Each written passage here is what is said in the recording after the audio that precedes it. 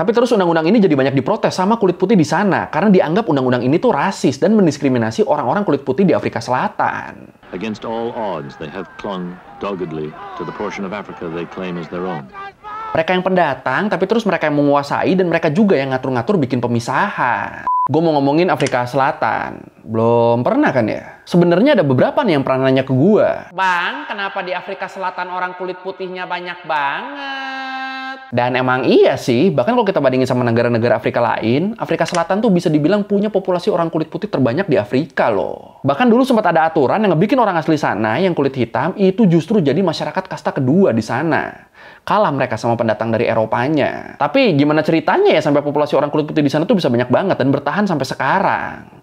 Bahkan ini tuh relatif jauh loh jumlahnya loh kalau dibandingin sama negara-negara Afrika yang lain. Jadi ya udah kalau gitu langsung aja kita bahas kenapa di Afrika Selatan banyak orang kulit putihnya. Sekalian nanti kita bahas juga politik apartheid di sana ya di Learning by Googling.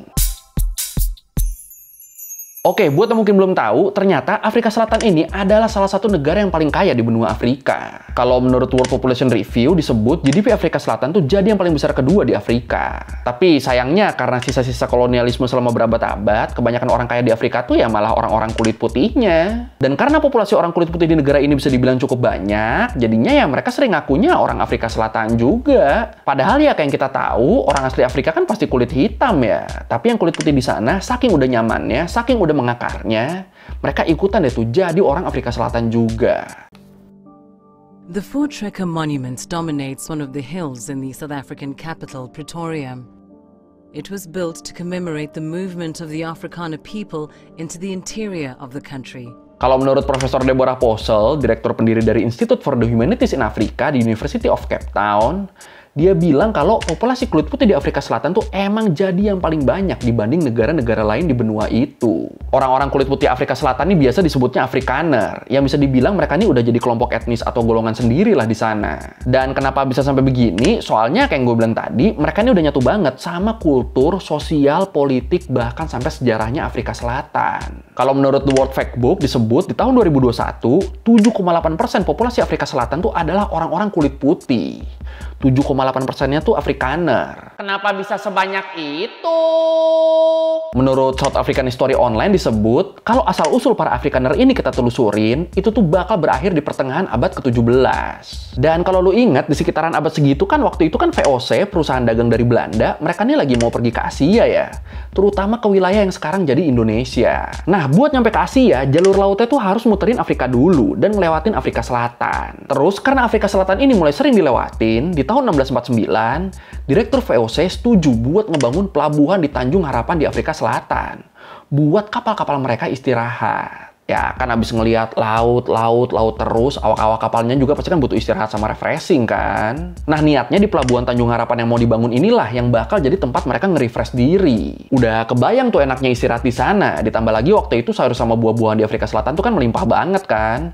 Sama warga lokalnya juga pada ramah-ramah, pada welcome. Jadi ya pasti ini bikin pelaut-pelaut pada makin betah lah buat stay di sana, buat istirahat di sana. Dan setelah izin pembangunannya turun di tahun 1649 tadi, akhirnya di tahun 1652 beneran mulai dibangun tuh pelabuhan ini. Dan ya udah, abis pelabuhannya selesai, dari situ mulai deh banyak orang-orang Belanda yang tinggal di Afrika Selatan buat transit sambil ngeristok kebutuhan kapal mereka. Nah, banyak nih di sini nih yang awalnya niatnya transit doang, tapi kok lama-lama makin betah. Akhirnya makin hari makin banyak deh tuh orang-orang Belanda yang mulai menetap di Afrika Selatan. Mana beranak pinak pula kan. Jadi ya awalnya banyak orang kulit putih di sana tuh ya dari sini, dari orang Belanda ternyata. Terus di momen-momen itu juga, kalau menurut Timothy Keegan, di bukunya yang berjudul Colonial South Africa and the Origins of the Racial Order, disebut kalau negara-negara Eropa lain kayak Inggris, Irlandia, Prancis, Jerman, mereka juga akhirnya mulai ikut berdatangan ke Afrika Selatan di awal abad ke-19. Dan ya, mereka-mereka inilah yang jadi nenek moyang dari para Afrikaner yang ada sekarang. Jadi ya, kebayang ya waktu itu ya, orang Eropa di sana makin lama makin banyak, makin beranak pinak juga. Tahu-tahu ada perbudakan aja. These people are Afrikaners, white South Africans of mixed Dutch, German, and French descent. They've been called the lost white tribe of Africa. Their peculiar genius has been survival. Against all odds, they have clung doggedly to the portion of Africa they claim as their own. Iya, jadi kalau menurut Sensus Nasional Afrika Selatan di tahun 1911 disebut ada sekitar 1,2 juta Afrikaner di sana waktu itu. Atau ini sama aja kayak 22,7% dari total penduduk waktu itu. Berarti hampir seperempatnya ini ya. Banyak juga anjir. Dan ya udah, terus tuh dari situ tuh dari tahun ke tahun total populasi Afrikaner tuh makin banyak, makin bertambah terus. Sampai di tahun 1990-an populasi Afrikaner di Afrika Selatan tuh udah di atas 5 juta orang. Jadi ya bener-bener nambah terus ya, pada datang dan beranak pinak terus kan. Dan ya waktu itu wajar sih kalau mereka pada berdatangan, soalnya hidup mereka di sana kan nyaman banget kan, sebagai ras tertinggi selama masa apartheid. Apartheid itu apa? Kalau menurut Britannica, apartheid adalah kebijakan politik yang ngatur hubungan antara minoritas kulit putih Afrika Selatan dan mayoritas non-kulit putih. Jadi segregasi itu pemisahan-pemisahan rasial gitu, itu tuh banyak banget diterapin di sana sejak diresmiin di tahun 1948. Ini kan rese banget ya, mereka yang pendatang tapi terus mereka yang menguasai dan mereka juga yang ngatur-ngatur bikin pemisahan. Ini orang Eropa zaman itu nggak punya peribahasa di mana bumi dipijak di situ langit dijunjung kali ya. Iya, jadi di masa-masa apartheid ini bener-bener dipisahin tuh. Tempat-tempat mana aja nih yang khusus kulit putih, yang kulit hitam nggak boleh masuk. Sama tempat-tempat mana aja yang khusus kulit hitam. Pokoknya bener-bener dibagi tuh, bener-bener dipisah, bener-bener dibeda-bedain. Hayang nampol sih ya. Apartheid was created by the Afrikaners. Segregation had always been a feature in South Africa, but under the Afrikaner government, the apartheid policy was stricter and more systematic from 1948. Terus kalau menurut The Conversation, selain dipisah-pisahin, secara status sosial mereka ini juga dibagi-bagi berdasarkan rasnya. Yang kulit putih udah pasti, mereka ini kastanya paling tinggi. Terus di bawahnya ada orang India atau Asia lainnya, itu kasta tengah-tengah tuh di bawah kulit putih. Nah, yang kulit hitam itu mereka kasta paling rendahnya. Anjir. Emosi gila, itu yang punya wilayah loh itu loh, tanah mereka loh itu loh. Bisa-bisanya jadi kasta paling rendah di negeri sendiri ya.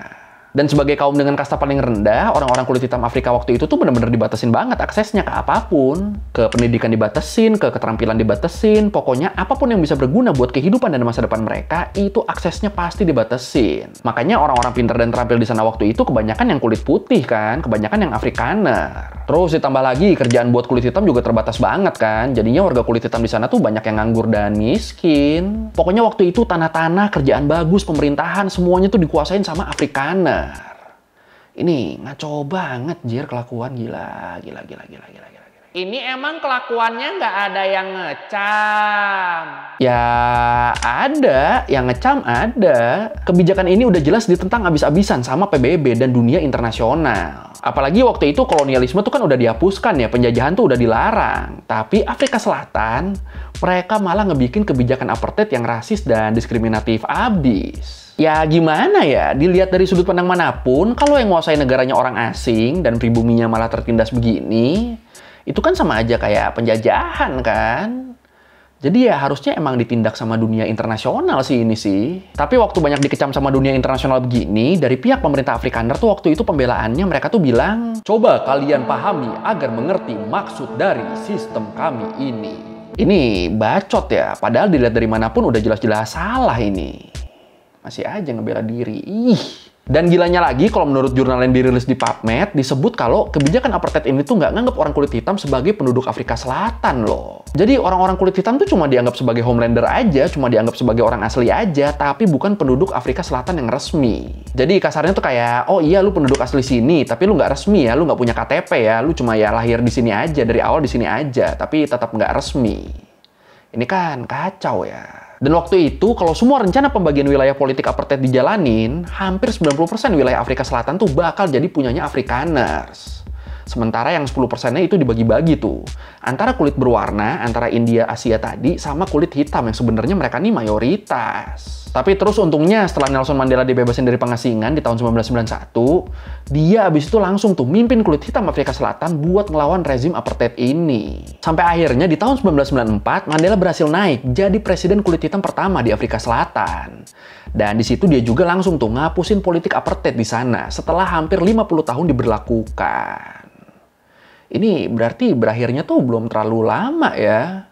Baru tahun 94 loh. and the future of the Afrikaner was forever changed when South Africa gained its freedom from apartheid in 1994. Nah, kalau menurut Land Reform Program dari pemerintah Afrika Selatan, disebut di tahun 1994 itu, waktu apartheid baru banget dihapus di sana, sebanyak 85% kepemilikan tanah di Afrika Selatan tuh ada di tangan Afrikaner. Dan buat ngatasin ini, buat mengakhiri monopoli ini, para Afrikaner di sana tuh bikin program yang ngejanjiin dalam kurun waktu 20 tahun ke depan, sebanyak 30% lahan yang dimiliki sama Afrikaner tuh bakal dialihin ke kulit hitam. Janjinya. Tapi nyatanya kalau menurut Washington Times disebut audit pemerintah tahun 2017 tuh nunjukin kalau 72% lahan masih dipegang sama Afrikaner. Yang berarti target 30% tadi tuh masih belum tercapai. Ya nggak usah tercapai full lah, setengahnya aja malah belum nih. Ya kan, Afrikaner awalnya nguasain 85%, terus di tahun 2017 jadi 72%. Berarti kan mereka baru ngasih sekitar 13%-nya ya. Ya bener, belum nyampe setengahnya aja belum. Terus selain pengambil alihan lahan, kalau menurut Al Jazeera, pemerintah Afrika Selatan tuh juga nyoba ngeluarin kebijakan-kebijakan yang sifatnya tuh nguntungin ras kulit hitam. Kayak misalnya mereka nih ngebikin Black Economic Empowerment, ngebikin undang-undang pemberdayaan orang-orang kulit hitam. Yang selama apartheid mereka nih selalu terpinggirkan dan didiskriminasi kan. Nah di era yang baru ini mereka dicoba diberdayakan ya di sini nih, biar taraf hidup mereka juga bisa meningkat. Ya bagus sih ini ya, ngangkat orang-orang yang sebelumnya terpuruk ya. Tapi terus undang-undang ini jadi banyak diprotes sama kulit putih di sana karena dianggap undang-undang ini tuh rasis dan mendiskriminasi orang-orang kulit putih di Afrika Selatan. Dibilangnya tuh kayak, gara-gara undang-undang ini hidup Afrikaner jadi makin susah. Karena banyak yang nganggur dan harus berjuang mati-matian demi bertahan hidup. Tapi terus padahal kalau menurut datanya Departemen Statistik South Africa disebut di antara 4 juta kulit putih yang ada di sana, antara tahun 2022 sampai 2023, cuma 12%-nya aja dulu yang nganggur loh. Ya emang sih persentase 12% ini lumayan tinggi ya, tapi kalau dibandingin tingkat pengangguran nasional Afrika Selatan, angka ini tuh nggak ada apa-apanya. Soalnya kalau kita lihat dari angka nasional secara keseluruhannya, dari 60 juta penduduk Afrika Selatan, 40%-nya tuh pengangguran loh. Hampir 25 juta berarti yang nganggur ya. Dan ya ini kan berarti secara keseluruhan masih jauh lebih banyak yang kulit hitam kan yang nganggur kan daripada yang kulit putih. Atau ya bisa juga anggap aja kulit putih banyak yang nganggur, kulit hitam banyak yang nganggur. Sama-sama banyak penganggurannya nih. Jadi ya emang pengangguran ini tuh masalah nasional, bukan masalah ras. Orang sama-sama banyak yang nganggur, sama-sama banyak yang miskin kan. I'm sorry, it's racist. I'm not a racist, but the blacks comes first, and then the whites.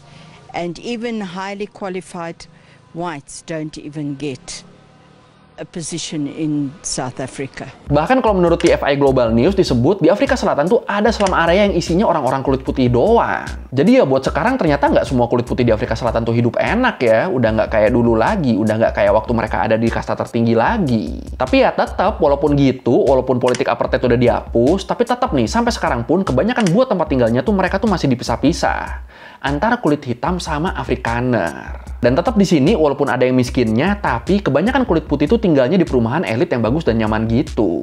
Sementara kulit hitamnya mereka ada di lingkungan yang lebih miskin. Ya ini susah sih ya walaupun udah dihapus, tapi namanya kebiasaan puluhan tahun kan, ya nggak bisa hilang gitu aja. Jadi ya tetap sampai sekarang pun masih kerasa ya sisa-sisa apartheidnya di sana. Walaupun pemerintah Afrika Selatan udah nyoba buat ngerangkul semua kalangan. Biar semuanya tuh bisa hidup damai dan berdampingan di sana. Tapi ya itu tadi, segregasi sosialnya masih berasa nyata banget di sana. Tapi kalau menurut lu sendiri gimana nih? Apakah segregasi sosial di Afrika Selatan ini bakal sepenuhnya hilang? Atau selamanya bakal masih ada bekas-bekasnya? Kayak gini nih, kayak sekarang ini. Silakan komen. Oh, this is it. A permanent home for a white underclass. A camp in the middle of a park. They're living in a rough trailer park. In the UK, you sort of get used to seeing images of young black kids in poverty, and I've never seen those same images, but with white children. Oke, sekian Learn Minggu kali ini tentang kenapa Afrika Selatan banyak orang kulit putihnya. Dan ternyata, ya walaupun mereka minoritas di sana, cukup rese ya. Dari yang awalnya pendatang tadi loh, bikin pelabuhan buat istirahat doang, jadi nguasain satu negara. Gila. Kalau lu merevisi kali gue udah salah, atau lu mau nanya, atau lu nambahin dari video, bisa tulis di komen, kita diskusi kayak biasa. Sekali lagi, thank you dan jangan lupa like, comment, subscribe. Bye.